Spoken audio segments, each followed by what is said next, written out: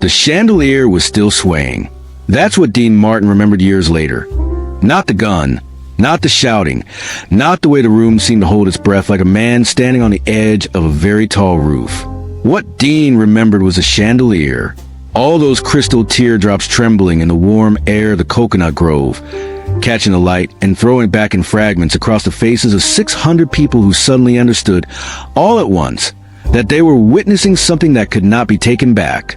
It was the winter of 1959, and Hollywood was still a place where legends walked among mortals. The Cocoanut Grove was its cathedral, a nightclub inside the Ambassador Hotel on Wilshire Boulevard. The kind of room where the waiters wore tuxedos and the cocktails came in crystal, and the air itself seemed to hum with money and ambition, and the sweet rot of secrets kept just barely in check. On any given Tuesday night, you might find Cary Grant at the bar, or Ava Gardner at a corner booth, or Frank Sinatra holding court at the table by the piano, like a sultan surveying everything he owned. And on this particular night, this night that nobody who was there would ever fully describe in public, 3 men were standing near the edge of the dance floor. One of them was Dean Martin, one of them was John Wayne, and one of them was a man whose real name almost nobody in that room knew. The third man wore a pinstripe suit that cost more than most people's cars. He wore a hat pulled low over a face that had seen things most faces hadn't. He was not a movie star.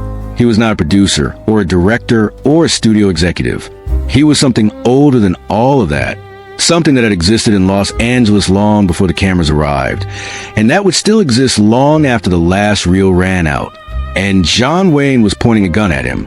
Not a prop gun, not a stage pistol loaded with blanks for the cameras. A real gun. A .45 caliber Colt single-action Army revolver, the same model the Duke had carried in half a hundred westerns, with a barrel that caught the light from the chandelier and threw it back cold and hard and absolutely serious. The music had stopped. Every glass in the room sat untouched.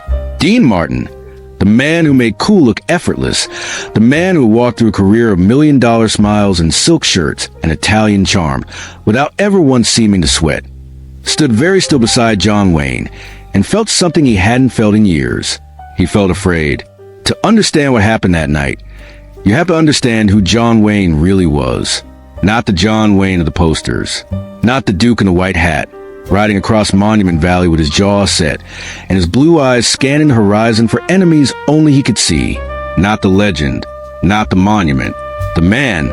Because the real John Wayne, Marion Robert Morrison, born in Winterset, Iowa on May 26, 1907, was considerably more complicated than the mythology suggested.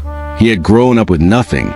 His father was a pharmacist who couldn't keep a job, a gentle, ineffective man who drifted the family from Iowa to the Mojave Desert to Glendale, California, following one failed opportunity after another. Young Marion had learned early that the world did not reward sentiment. He had learned to work with his hands, to keep his emotions locked behind a face like a cliff face, to project a steadiness he did not always feel.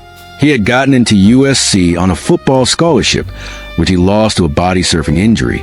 He had gotten into movies through a stroke of luck.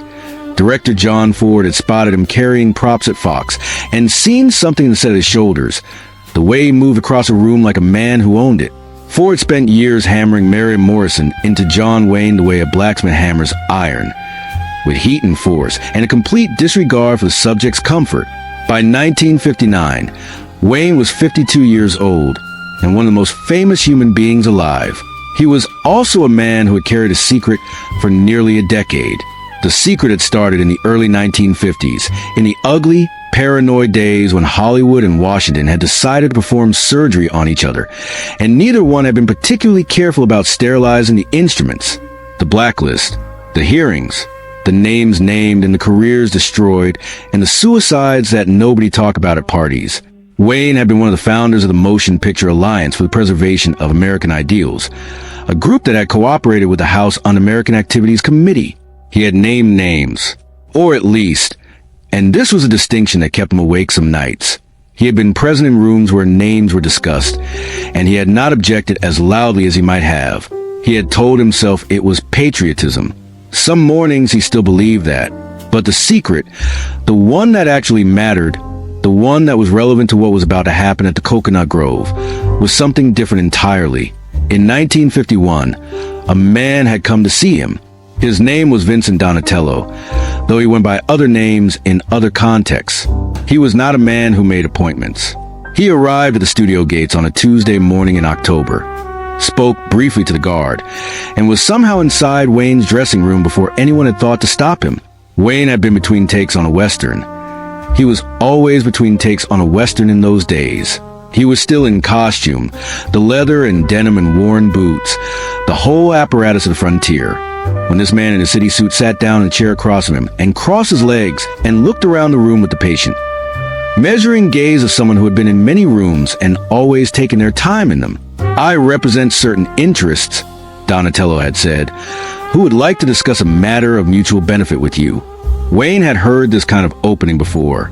In Hollywood, everybody represented certain interests, but there was something different about this man, something in the quality of his stillness, the way he seemed to fill the room not with energy but with its absence, with the sense that anything could happen and he would simply wait for it to resolve. What kind of interests? Wayne had asked. Donatello had smiled. It was not a warm smile. "The kind," he said, "that are better left unspecified."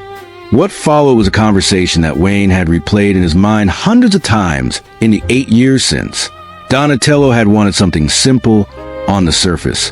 An introduction, a social occasion, a brief, apparently casual encounter between Wayne and a particular senator who happened to be wavering on a particular piece of legislation that would make certain business operations considerably less complicated for Donatello's employers. In exchange, Donatello had offered to make a problem disappear. Wayne's problem. The problem was a young actress named Clara Voss, who had a letter, several letters, actually, that a man in Wayne's position could not afford to have published. They were not romantic letters. They were something more dangerous than that. They were letters in which Wayne had expressed private opinions about the blacklist, about the naming of names, opinions that contradicted absolutely the public positions he had spent years staking his reputation on. In private, it turned out, John Wayne was a more complicated patriot than his public persona suggested. The letters would have destroyed him, so he had done what Donatello asked. And then, because that is how these arrangements always worked, Donatello had come back, and again, and each time the favor was a little larger, and the leverage was a little deeper, and the thing that John Wayne had traded away, without ever quite acknowledging it to himself, was a piece of whatever it was that had made him feel like a man in the first place. For 8 years he had carried this. For 8 years, Vincent Donatello had been a presence in his life like a stone in a shoe, small enough to ignore most of the time, constant enough to never be forgotten. And then, on a Tuesday evening in the winter of 1959, Donatello had sent a message through intermediaries that he wanted to meet at the Cocoanut Grove.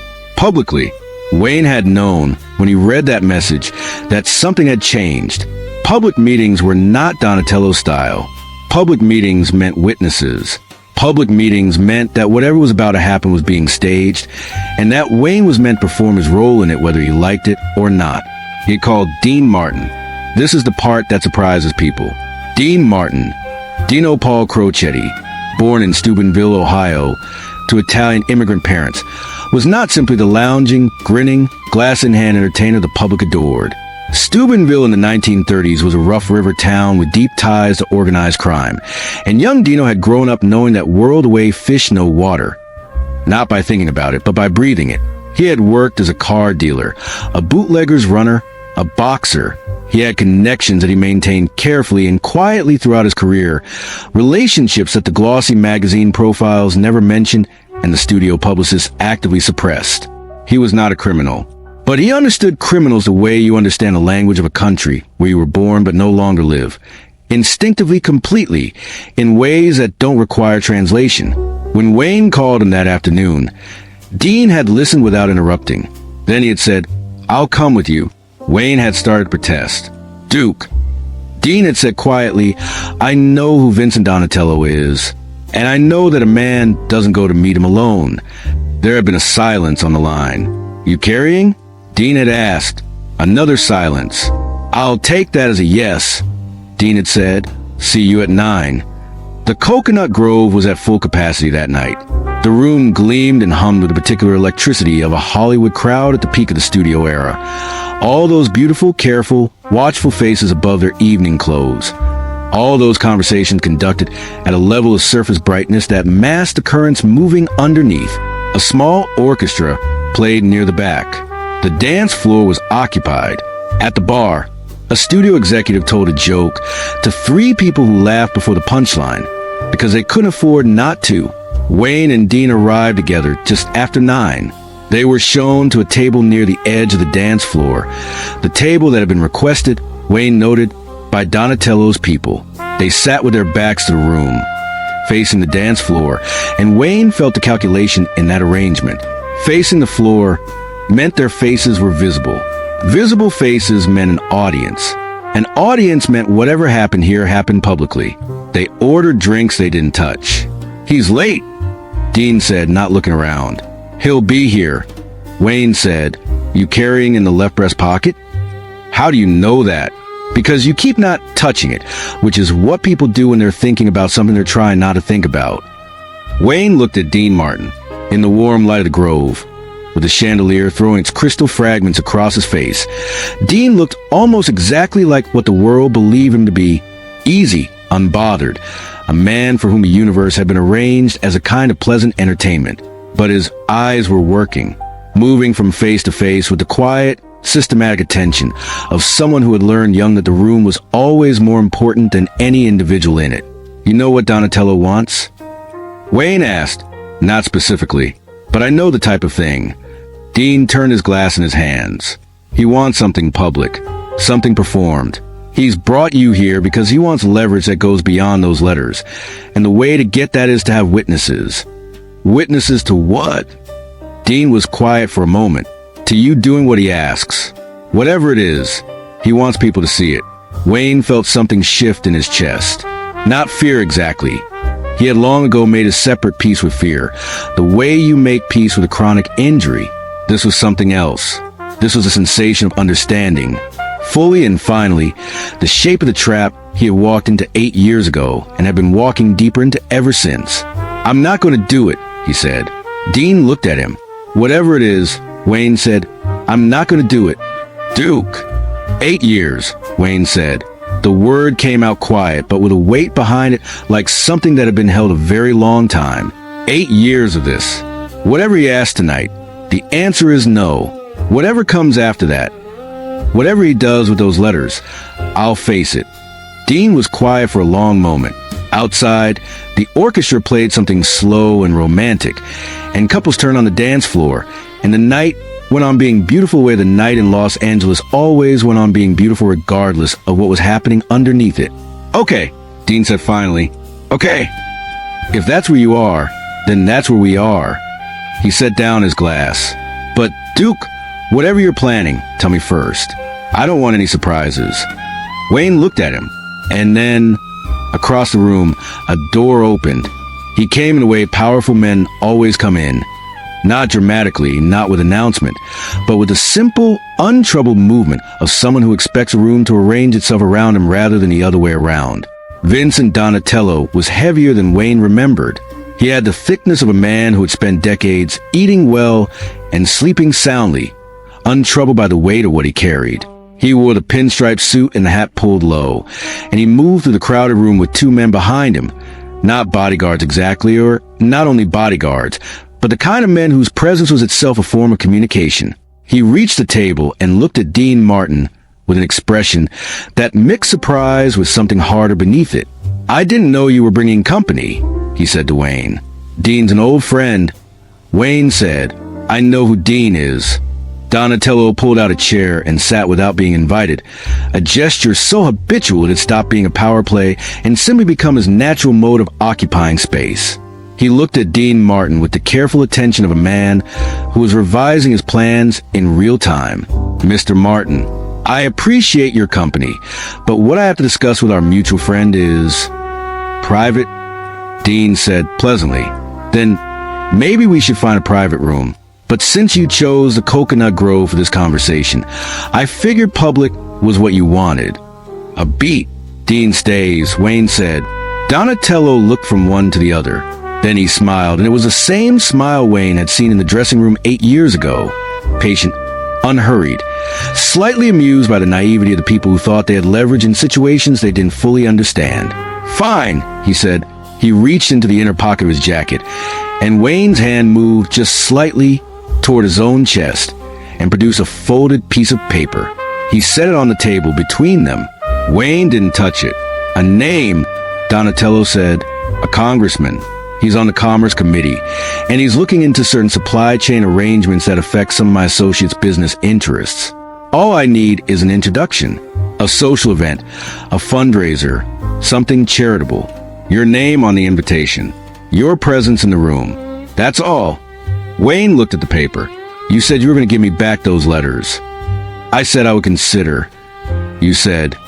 Wayne's voice was level, but there was something under like bedrock, solid, cold, immovable. "3 years ago, you said that after the favor with Senator Aldrich, we were square. Then there was the thing with the production company. Then there was the arrangement with the studio. Every time you said we were square, and every time you came back." Donatello's expression didn't change. "That's the nature of relationships, Mr. Wayne. They continue. This one is finished." The word landed in the space between them like a stone dropped into still water. Donatello's two men shifted almost imperceptibly. Dean Martin didn't move at all. "That's an interesting position to take," Donatello said, still with that patient smile. "Especially given that I have associates who would find certain correspondence of yours very illuminating. Given your public reputation, given your work with the Alliance, given how many people still buy tickets to see John Wayne the Patriot. Publish them," Wayne said. Donatello blinked. It was the first unscripted thing he had done since entering the room. "I said, publish them. Whatever you want to do with them, do it. I'm done." A silence that seemed to have weight. "Duke," Dean said very quietly. "I'm done," Wayne said again. He was looking directly at Donatello, and what was in his face was not anger. It was something past anger, something that had burned through anger and come out the other side into a kind of terrible clarity. "I should have been done 8 years ago. I should have told you to go to hell in that dressing room, and I should have faced whatever came after it. Because whatever came after would have been better than this." Donatello leaned forward slightly. "You're making a serious mistake. I've made plenty of those." Wayne's jaw tightened. "But I'm not making this one anymore." And then Donatello nodded to the man on his right. It happened very fast. The man on Donatello's right reached into his jacket. It was a professional movement, economical, practiced, the kind of gesture that has been performed enough times to shed all its drama and become simply a procedure. But John Wayne was faster. Later, Dean Martin would say that he never quite saw it happen. One moment Wayne was sitting in his chair, a large, still man in an evening suit, and the next moment there was a gun in his hand. The Colt, the .45, the gun he had carried for 20 years in the right side holster of more westerns than anyone could count, and it was pointing at Donatello's man with a directness that admitted no misunderstanding. "Keep your hand where it is," Wayne said. The man froze. The orchestra, at that moment, reached the end of its song.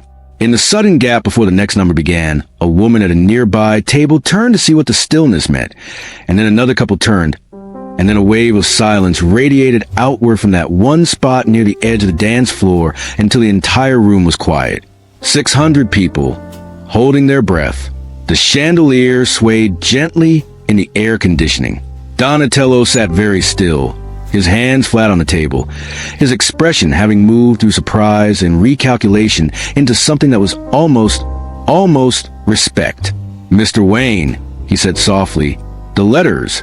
Wayne said, "Where are they? This is not the way." "Vincent." Wayne's voice was very calm. It was a voice he used in westerns when the situation was past negotiating, not raised, not threatening, simply stating the fact of the world as it was.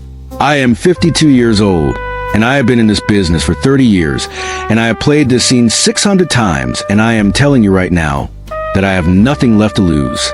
So where are the letters? This is the moment that nobody talks about. Not the gun, not Wayne's speech, not even what happened next. What nobody ever talks about is Dean Martin standing up. He rose from his chair slowly, the way he did everything, without drama, without hurry, with the unhurried ease of a man who had decided something and simply moved to implement it.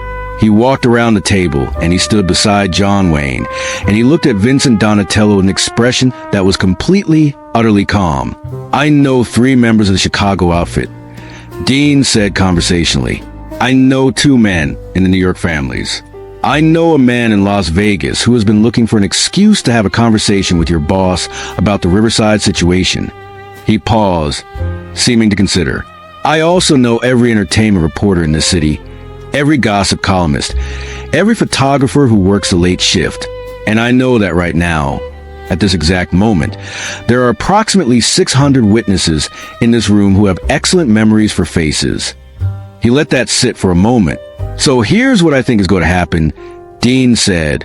"I think you're going to tell your man to put his hands on the table. I think you're going to tell us where the letters are, and I think you're going to walk out of the Coconut Grove tonight and decide that John Wayne is no longer worth the trouble. And if I don't," Donatello asked. Dean Martin looked at him with those dark, intelligent eyes that had spent a lifetime seeing through performances. "Then Duke put the bullet in your man's shoulder, the cops arrive, and you explain to 600 witnesses, and a gun that I guarantee is registered to an address in Nevada that will create significant complications for your associates, while you were attempting armed coercion in a public place." He paused. "I've done some math on that situation. I don't think it lands in your favor." The silence stretched. Donatello's man had not moved. Donatello himself sat perfectly still, his hands on the table, his expression cycling through calculations that were visible in the small muscles around his eyes, even as the rest of his face remained composed.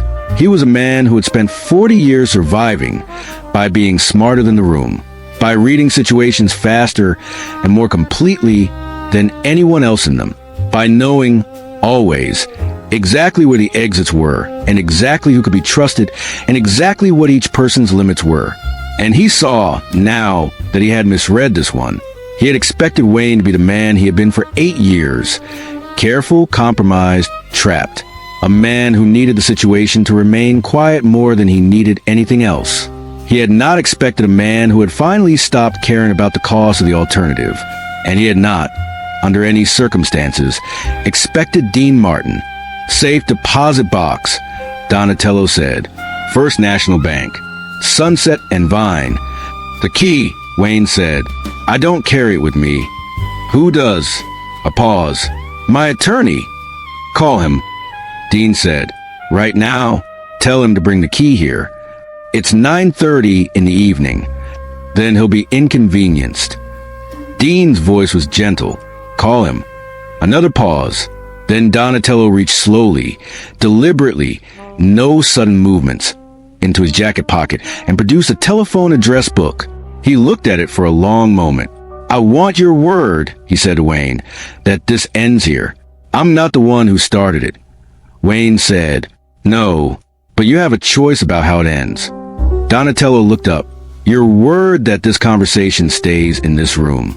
That what happened tonight. The gun, all of it, stays between us." Wayne was quiet for a moment. "The letters come to me tonight," he said. "Everything he has, originals and copies. After that, we never speak again. And nothing," Wayne said. "You're not getting my word on silence. I'm not agreeing to protect you. What I'm agreeing to is that I have no interest in spending the rest of my life in this conversation." He lowered the gun, not all the way, but enough.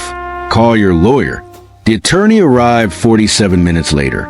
In those 47 minutes, several things happened that did not happen in any of the accounts that appear in the press, because none of the accounts that appear in the press were accurate. The story that ran in the Hollywood Reporter 3 days later described a heated disagreement between studio associates that had required police mediation, and the official record showed exactly 2 officers arriving, speaking briefly with a manager, and departing without incident. What actually happened was this. Donatello's 2 men remained exactly where they were, hands visible throughout. Dean Martin ordered drinks at the table, and when they arrived, he picked us up and held it and did not put it down, because the act of having a drink was itself a message. "We are not afraid of you. We have all the time in the world. We are simply waiting for the administrative portion of this evening to conclude." Wayne kept the Colt in his hand but rested his arm on the table, which was a position of both readiness and, in a strange way, relaxation. A gunfighter's pose that meant I am not in a hurry, but I am not going anywhere either. Donatello sat with his hands in his lap and looked at the middle distance. And the expression on his face was the expression of a man reassessing the fundamental architecture of something he believed was very well built. At one point, perhaps 20 minutes into the wait, a passing waitress paused near the table and looked at the assembled group. The big man with the gun resting on the table, the compact Italian-looking man with the drink, the heavy man in the pinstripe suit with the two large associates. And her face cycled through confusion and recognition, and a decision that whatever was happening at this table was not a matter she was going to comment on. "Can I get you anything else?" she asked. "We're fine, darling," Dean said warmly. "Thank you." She left. Dean watched her go, and Wayne saw something in his face that was not entirely performance. A momentary sadness, maybe, or a recognition of the gap between the room's bright surface and what was happening underneath it. "You okay?" Wayne asked quietly. "Always," Dean said, and then, after a pause, "You should have called me 8 years ago." "I know. I would have come. I know that too." A silence that was not uncomfortable. Exactly. The silence of two men who have been through something together and are letting it settle. The attorney arrived at 9 minutes past 10. He was a small man in a rumpled suit who had clearly been pulled from bed or from wherever he'd been when Donatello's call reached him. He arrived with a key and with a manila envelope that he handed to Donatello without comment, because men who served Donatello had learned not to ask for comments. Donatello set the envelope on the table. Wayne looked at it. 8 years. 8 years of arrangements and appearances and performances in the low, constant hum of compromise.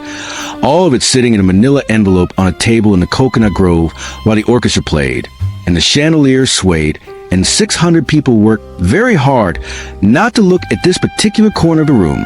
He picked it up. Inside were 7 letters. Handwritten, his handwriting, unmistakably. The large, loose script he'd used before the arthritis had made writing painful. He read the first one through. He didn't remember writing it, but he remembered the feeling that had produced it. A night in 1952, 3 in the morning, after a phone call, a man whose career had just been destroyed, a man who had come to Wayne for help and to whom Wayne had offered nothing, because offering something would have required standing against forces he had decided were too large to stand against. The letter had been written in the aftermath of that call. It was honest. It was the expression of a man trying to understand what he had become and failing. Mostly, it would have ended him. He folded the envelope carefully. "The copies," Dean said. Donatello nodded to his attorney, who produced a second envelope. Wayne opened it and looked through them. Photocopies, 5 of them, all accounted for. He put everything in the breast pocket of his dinner jacket on the left side, where the gun had been. "We're done," he said to Donatello. Donatello looked at him for a long moment. The expression on his face was complex in a way that faces in the movies rarely are. It contained things that weren't easily named. Not quite defeat. Not quite respect. Something in between. "You know," Donatello said quietly, "in another life, you and I might have been different kinds of men." "We are different kind of men," Wayne said. "That's the whole point." He put the gun back in the holster he wore inside his jacket. He stood up. Dean Martin stood up beside him. They walked out of the Cocoanut Grove together, through the crowd of beautiful, watching faces, past the bar where the studio executive was telling another joke, past the dance floor where the music had started again, out through the doors into the cool Los Angeles night, where the air smelled of jasmine and car exhaust, and a particular mix of the two that people from that city always carry with them like a memory. They stood on the sidewalk for a moment. The city hummed around them. In the distance, headlights moved on Wilshire like slow-moving stars. "You want to tell me," Dean said, "why you brought the gun?" Seemed prudent for a social engagement at the Cocoanut Grove. Vincent Donatello called the social engagement. Dean considered this. Fair enough. He reached into his jacket and produced a cigarette case, opened it, offered one to Wayne. Wayne shook his head. Dean lit one for himself and stood in the cool air and smoked for a moment. "What are you going to do with the letters?" he asked. "Burn them. And if he has more copies? If the originals weren't all of it, Wayne was quiet. Then he has more copies. But right now, tonight, I have what I came for. He looked down at the envelope in his pocket. I have 8 years back. Dean exhaled smoke into the dark air. You know what I think? He said. You're going to tell me regardless. I think the letters were never really the problem. Dean said, I think the problem was you believed they were. And that belief, that's what he owned, not paper. You. Wayne looked at him. Dean shrugged, the elegant, minimal shrug of a man who has said what he meant and is comfortable leaving it where it lands. You were brave in there, Dean said, but you were braver 8 years ago when you told him no tonight. That's when it actually mattered. A long pause. You know what the worst of it is? Wayne said, What? The letters were right. Everything I wrote in them. I believed it then, and I believe it now. The things I said about the hearings, about what we were doing. He was quiet for a moment. I was ashamed of myself for telling the truth in private, while performing a lie in public. And I spent 8 years letting a man use that shame against me, which is the worst kind of cowardice. He looked down at the envelope again. The only coward in this story was me. Dean stood with him for a moment. That's the most honest thing I've ever heard you say, he said. It's a remarkable evening. It really is. A cab slid to the curb. They looked at it. I need a drink, Wayne said. Duke. Dean said, that is the first reasonable thing you've said all night. What happened to Vincent Donatello? The official answer is nothing. He continued his operations in Los Angeles for several more years, continued moving to the world of nightclubs and studios and city council members and all the half-lit spaces where money and influence met and exchanged identities. He attended events. He was present at charitable functions. His name appeared, occasionally, in newspaper columns that referred to him as a businessman with interests in real estate and hospitality. The unofficial answer is somewhat different. Within 3 months of the night at the Cocoanut Grove, 3 of Donatello's known associates in the Los Angeles area had been visited by federal investigators looking into connections between certain supply chain arrangements and the activities of organized crime families in Chicago and New York. The investigation was notable for quality of its information, for the specificity and accuracy of the names and locations and operational details that had apparently been provided to investigators by a confidential source whose identity was never made public. Dean Martin always denied any knowledge of how that investigation had been initiated. He denied it with the serene, smiling confidence of a man who has absolutely nothing to hide and knows it. Wayne burned the letters on a Tuesday morning in February in the fireplace of his house in Encino. He did it alone without ceremony. He read each one through one more time before he burned it. Not because he needed to, but because he felt he owed it to the man who had written them. The man who had been honest in private while being dishonest in public. The man who had known, even as he was doing it, that something about the choices he was making was going to cost him something that couldn't be repaid in the ordinary currency. The last letter was the one that had given Donatello the most leverage, the most direct, the most explicit, the most unambiguously at odds with the public positions Wayne had staked his name on. He read it through to the end. Then he put it in the fire. He watched it burn, and what he felt. What he admitted to himself in the privacy of the Encino morning. The fire going and the February light coming through the windows, and the ordinary world of his life going on around him, was not relief exactly. It was something more complicated. A recognition that the thing he had been protecting for 8 years was not really his reputation, not really his career, not even really the life he had built. What he'd been protecting was the image he had of himself as a particular kind of man, a man who was simple and principled and certain, a man who knew what he stood for and stood for without complication or self-contradiction. The letters had been proof that the image was, and had always been, somewhat less than the reality. And the reality, the complicated, contradictory, compromised, occasionally cowardly, occasionally brave reality of Mary and Robert Morrison from Winterset, Iowa, was something he had spent 52 years trying to either perfect or conceal, and had managed neither. He had managed, instead, something else. He had managed to be a human being. Many years later, long after Cocoanut Grove had closed and the Ambassador Hotel had begun its slow decline, and the whole era they had inhabited together had receded into mythology, Dean Martin was asked in an interview about John Wayne. The interviewer was a young journalist who had done his research and had read somewhere a passing reference to an incident in 1959, and he asked about it the way you ask about something you don't really expect an answer to, lightly, as a shot in the dark. Dean Martin had been quiet for a moment. Then he had said, "You want to know about John Wayne? I'll tell you what I know about John Wayne." He had leaned back in his chair, and for a moment the easy grin had given way to something more considered, more careful. "John Wayne was the bravest man I ever knew," he said. "Not because of what he did with guns and movies, because of what he did one night when he finally decided that who he actually was, all of it, the ugly and the complicated, and the parts that didn't fit the poster, was worth more than who people thought he was." He had paused. "Most people go their whole lives never making that trade," he said. "They spend everything they have keeping the poster up. Duke spent 8 years doing that. And then one night he stopped." He had smiled. It was not the performer's smile, not the one he used on stage, but the smaller, realer one that appeared sometimes when he forgot himself. That's bravery. The other kind. The guns and the horses and the riding at sunset. That's just acting. There's a thing that the movies never quite capture about heroism. In the movies, heroism is simple.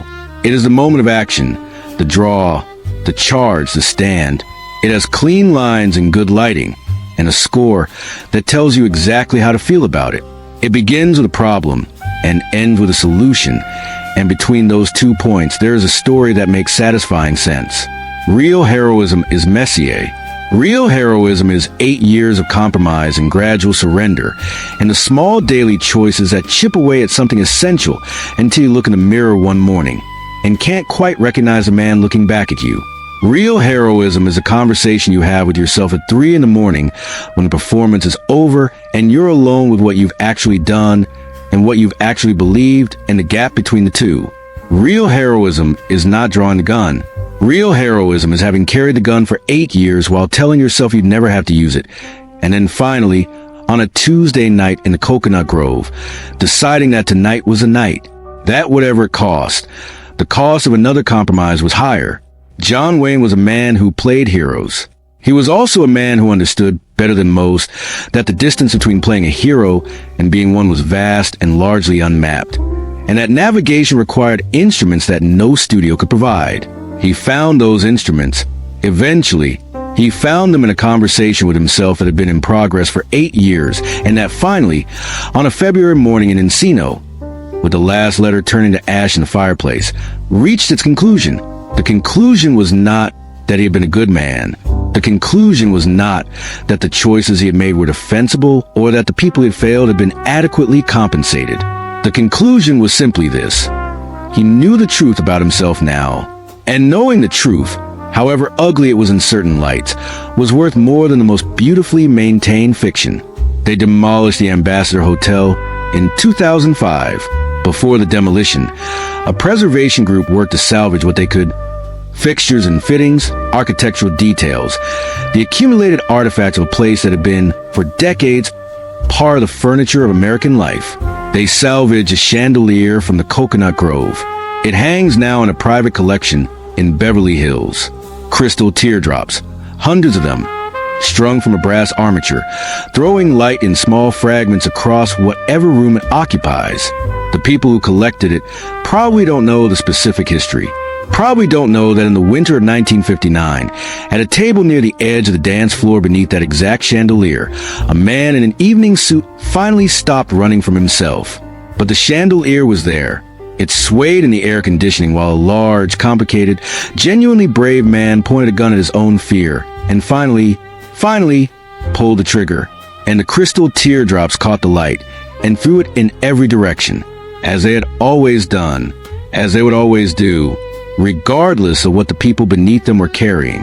The Cocoanut Grove closed in 1989. The Ambassador Hotel, site of the 1968 assassination of Robert F. Kennedy, was demolished in 2005. The Los Angeles Unified School District now stands on the site. John Wayne died of stomach cancer on June 11, 1979. Dean Martin died on Christmas Day, 1995. The chandelier remains. The end. The bravest thing a man can do is face the truth of himself and keep walking. Marion Robert Morrison, John Wayne, 1907 to 1979.